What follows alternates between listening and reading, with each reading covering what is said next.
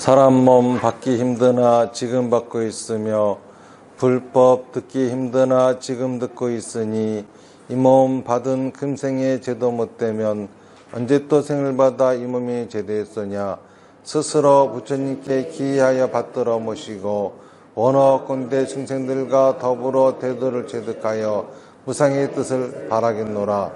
스스로 법에 기하여 받들어 모시고 원어건대 중생들과 더불어 깊이 경장에 들어가 지혜를 바다와 같이 하겠노라. 스스로 승가에 기하여 받들어 모시고 원어건대 중생들과 더불어 대중들을 통리하여 모든 것에 막힘 없도록 하겠노라. 무상하고 심심한 묘법은 백천만급이 되어도 만나기 힘이 드나 나는 지금 보고 듣고 하여도 수가 있었으니 원어건대 부처님의 진실한 뜻을 획득하여 받들어 모시겠노라. 나무아미타불 나무아미타불 나무아미타불.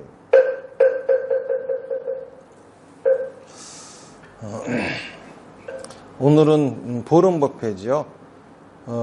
이제 참정사로 내려와서 네 번째인가요? 다섯 번째인가? 네 번째 보름법회를 하고 있습니다. 보름법회의 의미는 절에 위패를 모셨으니까는 그 조상님을 한 달에 한 번씩 찾아뵙는 그러한 의미로서 우리가 보름법회를 지내고 있죠. 어저께 저희 절에 어떤 노스님이 한 분 오셨어요. 그런데 상당히 그 눈이 맑고 그리고 모습도 상당히 근엄해 보이시는 그런 큰 스님이 오셨는데 어디선가 제 소문을 듣고 왔노라 그러시는 거예요. 그 스님은 영가천도를 주로 하신대요. 그런데 다른 스님들은 영가천도 하면서 비용을 받잖아요. 근데 그 스님은 비용을 하나도 안 받고 영가천도를 해주신대. 그러시고 또 사람들 병도 잘 고치신대요. 이렇게 손을 대면은 어떤 병이든지 싹 고쳐버리고 그러는 신통한 재주가 있는 스님이라고 하시더라고요. 좀 그런 스님이 저를 왜 찾아왔나 나하고는 전혀 이 뜻이 맞지 않을 텐데 그런 생각을 하면서 이제 얘기를 쭉 듣고 있다가 제가 업장 소멸한다는 얘기를 들으시고 그게 이제 궁금하셔가지고 오셨다 하더라고요. 그래서 업장 소멸에 관한 얘기 좀 하고 이렇게 얘기를 하고 그러다 보니까는 이제 불교 얘기도 하게 되고 제가 그 스님한테 이렇게 말씀을 드렸죠. 이 세상 사람들이 공공함을 겪고 있고 어려움을 겪고 있는 데에는 두 가지가 있습니다.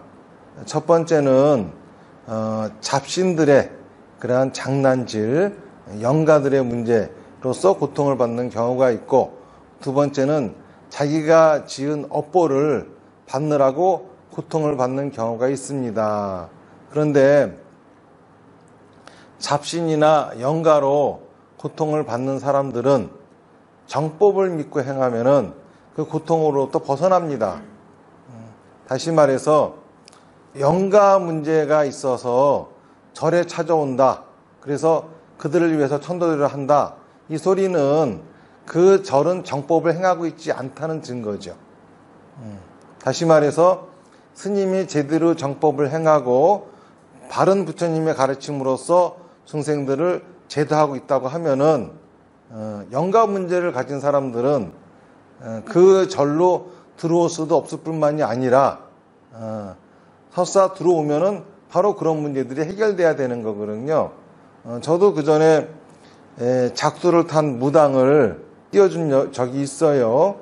우리 절에 기초기를 들으러 오셨다 하더라고. 그래가지고 그런가 보다. 그러고서 이제 저는 그냥 강의를 했죠. 그러다가 우연히 사람들이 무슨 영가가 어쩌고 뭐 신들림이 어쩌고 떠들길래 그래 그 아무개 그 사람 보니까 신이 들려있더구만 그랬더니 깜짝 놀라는 거야. 작두를 탄 무당이라는 거야. 자기도 그런 거 하고 싶지 않다고 해가지고 그럼 뭐 열심히 여기 다니면서 바르게 내가 가르쳐주는 대로 실천하고 법문 잘 듣고 하라고 그랬더니 다 떨어져서 없어져 버렸어요. 그러니까는 정법을 믿고 행하는 곳에는 그러한 잡신들이 감이 올 수가 없어요. 그리고 영가 문제로 시달리는 경우가 전혀 없지요. 그렇기 때문에 오로지 자기가 지은 악업보로 인해서 받는 고통, 이런 것들에 대해서 우리가 제도하고 하면 되는 일입니다. 그러면은 왜 정법을 행하는 절에 오면은 그런 문제가 다 해결되느냐 하면은, 절에는 신중이 있어요. 신중이 뭐냐 하면은, 육도윤회라고 하는 거는 천상, 인간, 수라, 축생, 악이, 지옥이잖아요. 그런데 천상은 신들의 세계예요. 그런데 육도윤회의 중생들 중에 불교를 믿을 수 있는 중생은 천상의 신과 인간밖에 없습니다. 그런데 불교의 목적은 성불이잖아요. 부처가 되는 건데 그 중에서도 부처가 될 수 있는 존재는 인간밖에 없어요.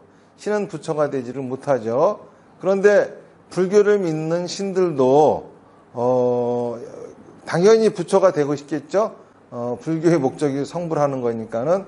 그런데 신인 채로는 부처가 될 수가 없으니까는 그 신들은 다음에 인간으로 태어나기를 발언하죠. 그런데 인간으로 태어나려면은 정법을 믿고 행하는 사람들을 보호하고 지켜주는 그러한 공덕을 쌓아야지만이 그 공덕으로 인해서 다음 생에 인간으로 태어나 정법을 만나가지고 부처가 될 수 있는 길이 열리는 겁니다. 그들이 신중이죠. 그러니까 불교를 믿는 신들, 그들이 신중입니다. 신중들은 정법을 믿고 따르는 이들을 항상 보호해주게 되어 있어요. 그러니까는 신중들이 보호하고 있기 때문에 그 근처로는 아무도 못 오는 거죠. 불교의 신중 중에서도 아주 그 대표적인 신중이 한 3분 계십니다. 범천, 자재천, 금강역사예요. 범천이라고 하면 이 우주를 창조한 신이에요. 자재천이라고 하면은 이 우주를 유지시키는 신입니다. 금강역사는 이 우주를 파괴하는 신이에요. 그러니까는 불교의 신중 중에는 이 우주를 창조하고 유지하고 파괴하는 모든 신이 다 들어 있습니다. 그러니까는 이 세상에 어떤 신이 있다 하더라도 신중을 갖다 이길 수 있는 신은 그 어디에도 없어요. 그러니까는 이러한 신중들이 절을 지키는데 어떻게 신들린 사람이 절로 들어올 수 있으며 그 신들린 사람이 들어와 가지고 어떻게 영가가 천도가 안 될 수가 있겠습니까? 그러니까는 정법을 행하는 절에서는 따로 영가 천도를 한다라고 하는 말이 성립이 안 돼요. 정법을 행하는 스님이 영가 천도 한다라고 하는 거는 웃기는 소리입니다. 그 스님이 정법을 행하고 있지 않다는 소리예요. 그러면 정법이라고 하는 거는 뭐냐? 이거는 정법 염처경이라고 하는 경전에서 자세하게 정법이 뭔지를 얘기하고 있죠. 정법 염처경에는 8열 지옥에 대해서 설해져 있습니다. 8열 지옥 중에서 규환지옥이 정법을 믿지 않는 사람들이 가는 지옥이에요. 그래서 정법을 믿지 않는 이들을 5가지 종류로 이야기하고 있습니다. 창조론을 믿는 자, 인가론을 믿지 않는 자, 신을 섬기는 자, 그리고 또 우연론을 믿어서 기적을이나 도수를 갖다가 추종하는 자, 마지막으로 고행으로서 부처가 되고자 하는 자, 이런 이들은 정법을 믿는 이들이 아니기 때문에 그렇게 살다 보면은 죽어서 규환지옥에 떨어진다, 이렇게 되어 있습니다. 그러니까는 바로 정법이라고 하는 거는 뭐냐 하면은 창조론을 믿지 않는 것이고 또 인가의 도리를 따르는 것이고 신을 섬기지 않는 것이고 그리고 또 기적이나 이러한 것들을 따르지 않는 것이고 도술 이런 거를 행하지 않는 것이고 그리고 또 고행을 하지 않는 것, 이게 바로 정법이다라고 할 수가 있는 거죠. 이런 얘기를 그 스님한테 제가 쭉 해드렸더니 스님이 상당히 납득을 하시더라고. 그리고 또 이렇게 뭐 손을 대면은 병을 고치네 뭐 이런 말씀을 하세요. 그래가지고 그런 행동은 스님이 해서는 안 될 행동입니다. 왜 그러냐 하면은 이렇게 도수를 보여주고 신통한 재주를 자꾸 피우면은 그 사람들은 신통한 재주를 보기 위해서 모이기 때문에 부처님의 가르침을 들을 귀가 닫혀버립니다. 그래서 부처님의 가르침에는 전혀 관심이 없게 되고 노상 이런 도술, 도통 이런 거에만 사람들이 따르기 나름이죠. 그래서 몸의 병은 몸의 병을 공부한 의학을 연구한 의사들이 해야 할 일이고 정신병은 또 정신과 의사가 해야 될 일이고 우리 스님들이 해야 될 일은 중생들의 인생의 병을 고치는 겁니다. 라이프 닥터가 돼야 합니다. 제가 이제 이렇게 말씀을 드렸더니 그 스님이 아주 크게 납득을 하시고 그러시더라고요. 제가 여기서 말씀드리려고 하는 거는 불교 신자들이 또 스님들이 또 절에서 영가천도를 한다 이런 소리는 그 절이 제대로 된 정법을 행하고 있지 않는 것이라는 소리예요. 그 스님이 제대로 된 정법을 포기하고 있지 않다는 거예요. 제가 영가가 없다는 것도 아니고 영가로 인해서 고통받는 사람이 없다 이런 소리 하는 거 아닙니다. 불교에서는 영가로 고통받는 사람들을 제도하는 방법이 정법을 가르쳐주고 정법을 실천하게 만드는 거지. 그걸 가지고 무슨 제사상을 차려놓고 천도제를 한다는 등 이거 자체가 참 웃기는 얘기예요. 그러면은 박수무당과 스님이 뭐가 다릅니까? 스님이 박수무당인 거죠. 그리고 또 어떤 신도분이 유튜브에서 제 법문을 열심히 잘 듣고 있다 그러시면서 우리 절에 와서 49제를 지내고 싶다 하시더라고요. 그런데 49제를 지내는데 자제분들은 일을 해야 되고 바쁘니까는 당신 혼자만 참석을 하시겠다. 그런 분들이 꽤 많이 계세요. 49제를 지낸다 그러면서 어떤 분들은 자기는 가지도 않아. 식구들은 한 번도 가지도 않으면서 돈만 냅니다. 그러고서 그게 49제래. 이거는 49제의 의미가 뭔지를 모르니까 자꾸 이렇게들 하는 거예요. 아무 효과가 없는 짓을 하는 거거든요. 그리고 그렇게 의미도 없는 49제를 자꾸 신도들이 지내고 또 스님들이 거기에 응하고 하다 보니까는 점점 사람들은 49제를 지내야 할 필요성을 느끼지 않게 되고 요즘은 그런 거 안 하는 사람들이 투성이야. 요즘은 무슨 3호제 탈상한다는 등 이런 사람들이 수두룩해요, 이거. 참 큰 문제죠. 왜 49제 때에는 모든 가족들이 다 참석해야 되느냐 하면은 49제의 의미는 이게 이제 상중제례라고 하는 거죠. 가까운 인연의 사람이 죽으면은 그 사람으로 인해서 우리가 상처를 받습니다. 그 상처가 그때 바로 치유되지 않으면은 오랫동안 남아가지고 평생에 고통을 안겨주고 또 삿된 생각에 사로잡히게 만듭니다. 그런 일이 없게 하려고 49제를 지내는 거거든요. 그러면은 가까운 인연이 죽었을 적에 우리가 받는 상처란 어떤 것이냐? 첫 번째는 이제는 그 사람을 위해서 내가 해줄 수 있는 것이 아무것도 없다는 거죠. 같이 밥을 먹을 수도 없고 맛있는 거 해줄 수도 없고 좋은 옷을 해줄 수도 없고 같이 여행 가가지고 즐겁게 지낼 수도 없고 등등. 이제는 더 이상 그 사람을 위해서 내가 해줄 수 있는 것이 아무것도 없는 거에 대한 그런 아쉬움, 섭섭함, 그리움 이런 것들이 상처로 남습니다. 그리고 또 하나는 죽었기 때문에 이제는 다시는 만날 수 없다라고 하는 것에 대한 상처가 남는 법이죠. 이러한 상처를 치유하기 위해서 우리가 49제를 지내는 거예요. 그리고 만약에 아버지가 계시다 그러면은 이 아버지는 형제들이 다 같이 나눠 갖는 게 아니에요. 형제가 5이면은 5분의 1씩 아버지를 나눠 갖는 게 아닙니다. 전부 다 100씩 딱 아버지를 다 간직하는 거예요. 또 아버지가 자식들한테 사랑을 줄 적에도 형제가 5이라고 5분의 1씩 나눠주는 법은 없어요. 다 100%씩 다 사랑을 똑같이 주는 거죠. 그리고 또 이 형제들이 5이라고 해가지고 이 5명의 아버지가 다 똑같은 아버지가 아니에요. 다른 아버지입니다. 심지어는 나이도 달라요.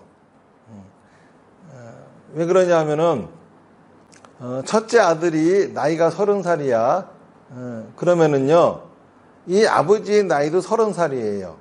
왜 그러냐 하면은 30살짜리 아들을 그 아들이 처음에 30년 전에 나왔기 때문에 그 아이의 아버지가 되었거든. 그렇잖아요. 그러니까는 그 아이의 아버지로서 30년을 살았기 때문에 그 아들의 아버지의 나이는 30살이 되는 거죠. 둘째 아들이 28살이야. 그러면 둘째 아들의 아버지는 나이가 28살입니다. 또 셋째가 딸인데 나이가 16살이야. 그러면은 셋째 딸의 아버지의 나이는 16이에요. 이렇게 형제가 몇이든지 간에 그들의 아버지는 똑같은 아버지가 아니라 각기 다른 아버지예요. 그러니까는 49제를 다른 말로 천도제라고 하거든요. 그러면은 돌아가신 아버지에게 천도제를 한다라고 하는 거는 참석한 사람만 자기 아버지의 천도제에 참석한 거지. 다른 사람의 아버지는 상관이 없는 겁니다. 예를 들어서 형제가 5인데 셋만 참석을 하고 둘은 참석을 49제 안 왔어. 그러면 두 사람의 아버지는 천도가 안 되는 거고 세 사람의 아버지만 천도가 되는 거예요. 이 천도가 된다라고 하는 거는 돌아가신 분에 의한 상처가 치유가 되어지고 그 인연이 새롭게 맺어져서 굳건하게 그 연을 이어가는 관계가 되었을 적에 불교에서는 천도가 되어졌다라고 얘기를 하는 거거든요. 그러니까는 아까 제가 말씀드렸죠. 가까운 인연이 죽으면은 우리가 상처를 받는데 거기에는 두 가지가 있다고. 첫 번째는 아무것도 해줄 수 없다라고 하는 그에 대한 상처라 그랬잖아요. 해줄 수 있다라고 하는 거를 얘기하기 위해서 불교에서는 지장경이라고 하는 경전이 있어요. 사람이 죽으면은 7일에 한 번씩 저승의 왕을 만나가지고 재판을 받습니다. 그리고 7일에 한 번씩 7일째, 그리고 또 100일에 한 번, 1년에 한 번, 3년에 한 번, 전부 다 10명의 왕을 만나요. 10명의 왕을 만나가지고 재판을 받는데 이때 살아있는 가족들이 그분을 위해 가지고 죄를 잘 지내드리면은 재판의 결과도 좋아질 수가 있고 나아가서 또 이분들이 편안하게 거기서 보낼 수 있다. 이런 얘기가 불교의 시장경에 있는 거거든요. 근데 진짜 그런지 어떤지는 모르겠지만은 이 얘기에 의하면은 살아있는 사람들이 죽은 사람을 위해서도 아직 해줄 수 있는 게 남았다라고 하는 거예요. 그럼으로써 그러한 상처를 아우를 수가 있는 것이고, 또 하나 헤어짐의 상처라고 하는 거는 사실 죽은 것이지 헤어진 게 아니거든요. 살아있는 사람이 죽은 사람으로서 상태가 바뀐 것이지 헤어진 게 아니에요. 10살짜리 아이가 30살이 되면은 10살이 30살로 상태가 바뀐 거지요. 30살짜리 아이는 만날 수가 있어도 10살짜리 아이는 만날 수가 없는 거예요. 그런데도 불구하고 계속 10살짜리 아이를 만나고자 한다 하면은 이별할 수밖에 없는 거지요. 똑같이 살아있는 사람이 죽었습니다. 상태가 바뀐 거지 이별한 게 아니에요. 그런데 자꾸 살아있을 적에 그 사람을 만나고 싶어 합니다. 그러면은 이별할 수밖에 없는 거죠. 죽어 있는 채로의 사람은 만날 수가 있는 거예요. 그런데 이 상태를 받아들이기가 우리가 여간 어려운 게 아닙니다. 뭐 이론은 그럴싸한데 실제로 내 감정적으로 그런 상태가 되느냐, 그게 받아들여지느냐, 이거는 대단히 어려운 얘기예요. 그래서 그러한 상태가 될 수 있게끔 어떠한 행위를 하면서 우리가 그 기간을 보내야 되는 거죠. 이게 바로 49제, 100일째, 1년, 3년에 지내는 제사입니다. 이게 바로 49제의 의미거든요. 자, 그런데 여기에 자식들은 하나도 오지도 않고 미망인만 혼자 와가지고 앉아 계신다고 하면은 이러한 효과가 날 수 있겠습니까?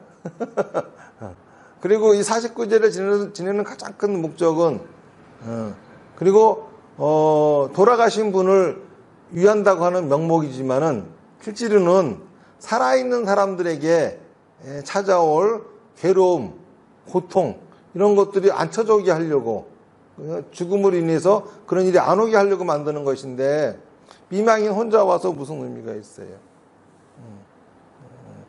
그리고 애들은 더 오래 살 거잖아. 미망인은 좀 있으면 따라갈 거잖아. 안 그렇습니까? 더 오래 살아있을 사람들이 이 죄를 지내야 되는 거죠. 그런데 자꾸들 회사 가야 되고 뭐 어쩌고 저쩌고 막 이러니까는 그냥 그렇게 하라고 하다 보니까는 나중에는 그냥 49제 지냅니다. 그리고 스님이 잘 좀 해주세요. 기도하는 것도 그러죠. 기도도. 나는 그런 소리를 곧잘 들어. 아, 스님이 저희들 위해서 좀 기도 좀 많이 해주십시오. 끄덕끄덕 하는데 자꾸 그러면은 나도 그러면은 앞으로 밥 먹지 마세요. 내가 다 먹을 테니까. 병 걸려도 약 먹지 마. 내가 다 약 먹어줄 테니까. 참 바보 같은 생각들을 합니다. 이렇게.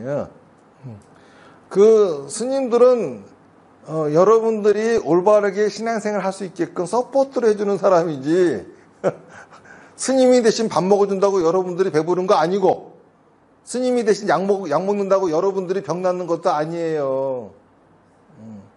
그런데 무슨 착각을 해가지고 맨날 좀 빌어달래. 그래도 기도해주는 대가로 또 뭘 준대.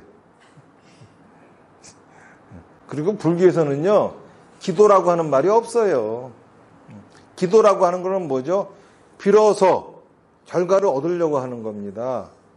빌어가지고. 그런데 불교의 근본 가르침은 인과응보, 인연법이에요. 다시 말해서 자기가 지은 업대로 받는다는 거거든요. 내가 살아가고 있는 환경은 다 내 업보입니다. 내가 지은 업의 결과예요. 업이라고 하는 것은 생각과 말과 행동이라 그랬잖아요. 그러니까는 내가 한 생각과 말과 행동의 결과가 내가 살고 있는 환경이잖아요. 그런데 이 환경이 내가 빈다고 바뀔 것 같아요? 택도 없는 소리라. 이 환경이 바뀔 수밖에 없는 내가 그런 생각과 그런 말과 그런 행동을 해야지 그런 어려운 환경에서부터 벗어날 수 있는 거지요. 부처님은 우리들의 어려운 환경을 제거시키고 좋은 환경을 만들어주는 분이 아니라 스스로가 어려운 환경을 극복할 수 있게끔 지혜를 주고 가르침을 주고 실천법을 알려주시고 도와주시는 분이 부처님이신데 뭘 자꾸 빌어달라 그래요, 부처님한테. 그거는 올바른 신앙이 아니죠. 그래서 오늘 이제 우리가 참정사에서 이제 4번째 보름법회를 하는데 이 보름법회의 가장 큰 의미는 절에다가 위패를 모셨잖아요. 자, 위패라고 하는 거는 뭐라 그랬죠? 사람의 이름을 쓴 패예요. 그렇죠? 그런데 살아있는 사람의 이름은 몸에 쓰여져 있잖아요. 죽어있는 사람의 이름은 어디에도 없어요. 우리가 그 사람 몸을 보고 아무개야라고 부르죠. 그리고 또 아무개 할 적에는 그 사람의 모습을 떠올리죠. 몸을 떠올린단 말입니다. 근데 죽은 사람은 몸이 없어졌기 때문에 아무개라고 불러도 허공을 떠돌 수밖에 없어. 그래서 이런 경우를 이름이 허공을 떠돈다라고 하는 거죠. 망자의 이름을 허공에 떠돌게 해서는 안 되기 때문에 그 이름을 새긴 패를 만드는 거예요. 이렇게 보면은 위패라고 하는 거는 망자의 몸에 해당하는 거죠. 그리고 그 위패를 모시는 이유는 그분이 돌아가셨다고 해가지고 우리가 그분하고의 연이 끝난 것이 아니기 때문에 그 인연을 지속시켜 나가겠다라고 하는 의지예요. 그리고 이 위패를 모신 것을 사당이라고 하는데 사당은 곧 돌아가신 분의 집이 되는 거죠. 그래서 불교 신자들은 사당이 절이에요. 그래서 위패를 갖다가 절에다가 모시면은 그것이 바로 나의 원찰이 되는 겁니다. 그 절에다가 위패를 모셨어요. 그러면은 여러분들이 만약에 부모님을 어디다 모셨어요. 근데 한 번도 안 찾아가. 그거는 뭐죠? 갖다 버린 거죠. 적어도 한 달에 한 번이라도 얼굴이라도 빼끔 내밀든지 아니면 좀 전화라도 좀 하든지. 그런데 돌아가셨으니까 전화할 수가 없어. 전화해서 지금 잘 계세요? 이럴 수도 없단 말이야. 그러니까는 여러분들이 돌아가신 분을 만나고 싶으면은 와야 되는 거고, 만나고 싶지 않아도 한 달에 한 번 정도는 좀 얼굴이라도 내밀어 줘야 되겠죠. 그런 의미에서 하고 있는 게 보름법회예요. 다른 나라에서도 보면은 한 달에 한 번씩 그렇게 합니다. 일본 같은 경우는 만약에 그분이 뭐 4월 4일 날 돌아가셨다 그러면은 매달 4일마다 스님이 그 집에 와서 독경을 해줘요.